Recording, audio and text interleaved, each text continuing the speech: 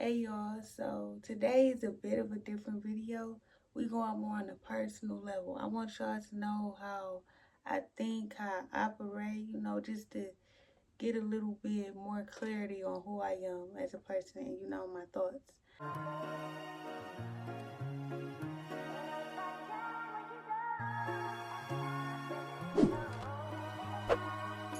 Put my hand on the Bible to the stand. I've been planning to move along out of town. Man, my people think it's for the sake of myself. I'm chasing after wealth, we're trying to play the hand that I dealt. Watch feathers fall, hold the last one. I can't become another dead rose. Made me feel welcome in this hell. So I have a few topics written down, but first topic is going to be, the meaning of Garden of Madeline. Okay, so if you don't know already, Madeline is my grandmother's name. I never met her. She passed away before I was born. That's my dad's mom. So yeah, that's her name. That's where the name come from, Garden of Madeline. And basically, I wanted to go back to the roots, you know, during this EP, like my experiences through life, it was just causing me to feel like I needed to go back to the roots to understand myself more and get more clarity on myself and then pour it into my creativity. So that's what I was doing. Like, your grandmother, that's like going into the roots.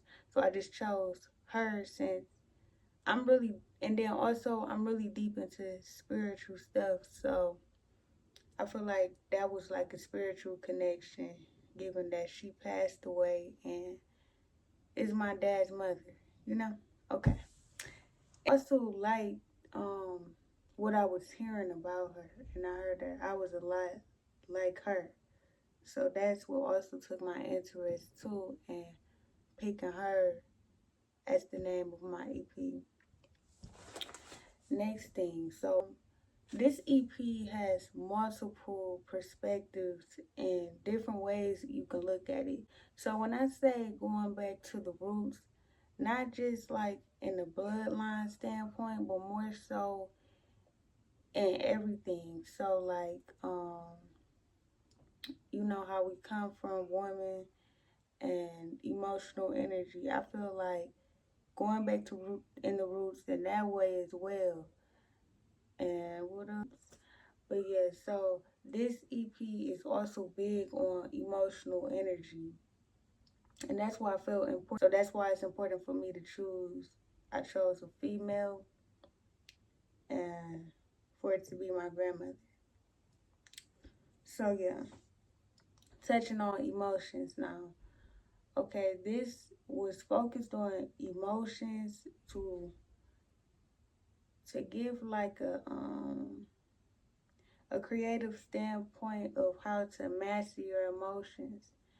And it don't go straight into mastering your emotions, like, but it takes you on a guide on how to master your emotions and understanding yourself more on a clear level. And this is why I say it's not just for females, because emotions, everybody has emotions. Yeah, it's just taking you through the guide of mastering your emotions. That's where I was going. Like, I just want to master my emotions. I see that um, I don't know how to deal with my emotions. I'm aware that I have them. Just like, how do I control it? How can I become more emotional intelligent? Or it's important for everybody. Even though females are more prone to it, I feel like I ain't gonna say I think females are more prone to it now that I think about it, because it's like everybody deals with emotions, but I feel like men are taught to shut down their emotions, so that's why they're not as emotional as females. But if they was brought up to like be aware of their emotions and understanding and knowing that it's okay to be emotional, that they will be more prone to it too. So I just think it's just based on the way we were growing up, and then the rules and whatever was passed down from generations that has fell upon us, on how to think and shape our viewpoints on how to look at things. So yeah. And I'm gonna try to get really in depth with where I was going with it, but that is like the main points. So the main points is going back to the roots and then mastering your emotions. And also this is not like the EP don't showcase a full mastery of emotions, but more so self-awareness and understandings a little further than where I was before. It's not complete mastery because I haven't completely mastered my emotions. I'm still understanding myself, and I'm still young.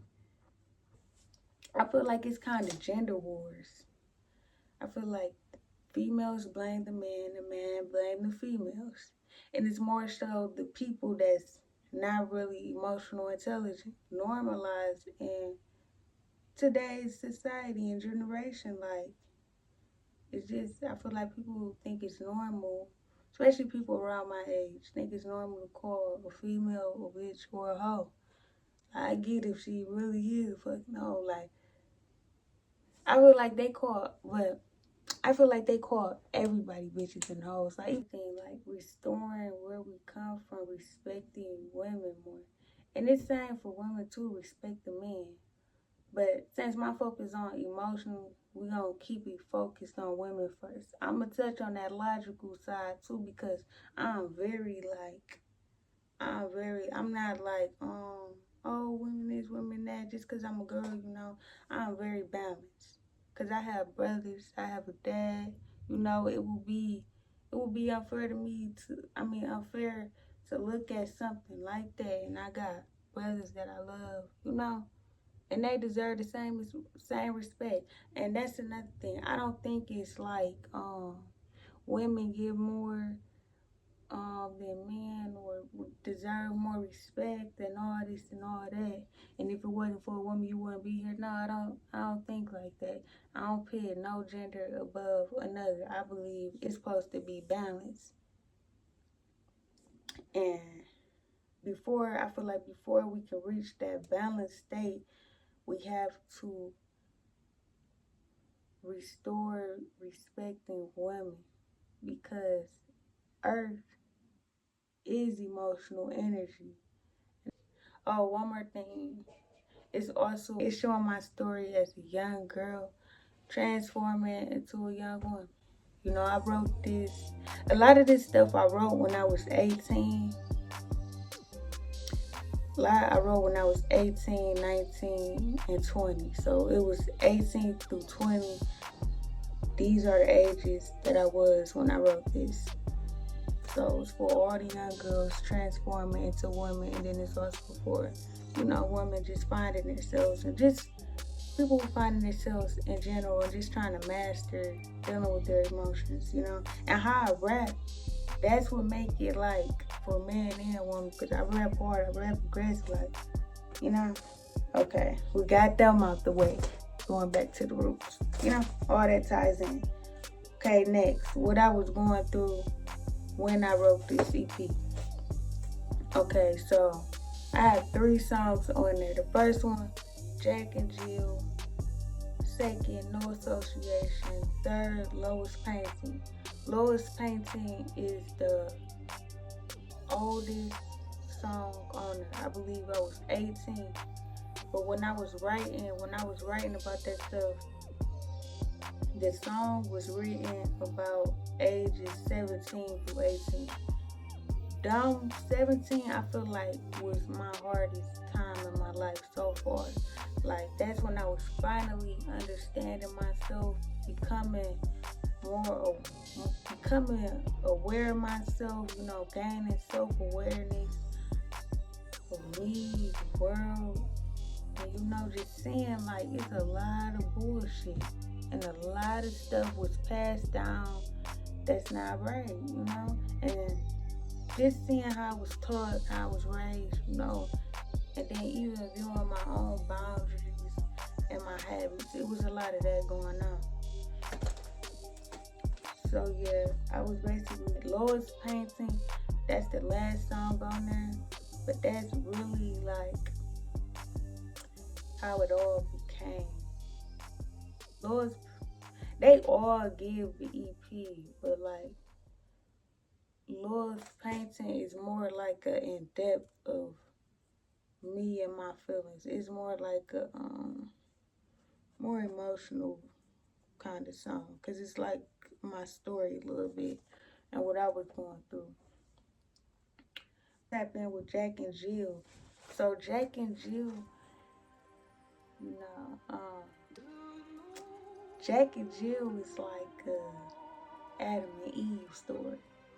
But wait a minute, Adam and Eve. First of all, the way that people interpret Adam and Eve is not even the correct way of how Adam and Eve is supposed to be interpreted. I think that's the right word. Not made to be read like that. This stuff is coded. You have to decode this stuff. You think they really gonna give you the book with the truth and not gonna have it in like some type of code? And I don't want to get too much off topic because I don't. And if you're reading it too literal, you're not gonna get the real meaning of what was meant with Adam and Eve. Okay? So Eve, and it's supposed to be like more of the way that people is not decoding Adam and Eve. It's giving an understanding of both sides. Like, I'm not mad. I see my emotions. I feel my emotions.